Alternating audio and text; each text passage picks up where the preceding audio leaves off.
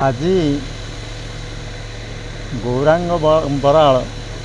स्मृति कमिटीर आह्वान द्वितीय श्राद्धवार्षिक उत्सव जोगदेली एवं इठी विभिन्न अंचल भद्रक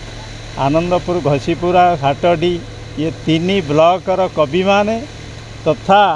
अंचल अधिवासी मानकर समवेत गौरांग बरालंकर जो महानता ताकू परिस्फुट करा अतीव आनंदित। मोर बापा स्वर्गत गौरांग चरण बरालंकर स्मृति संसद तरफ द्वितीय श्राद्धवार्षिक उद्देश्य मो बो बसंत मंदिर बरालंकर द्वितीय श्राद्धवार्षिक उद्देश्य आज एक कवि सम्मेलन ये आयोजन होती अंचल बहु अंचल गुणी ज्ञानी व्यक्तित्व ए जगह पहुँची आशा करुँच जहाँ बापांकर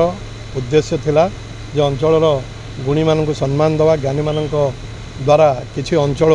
उपकृत हम से उद्देश्य आज कवि सम्मेलन होची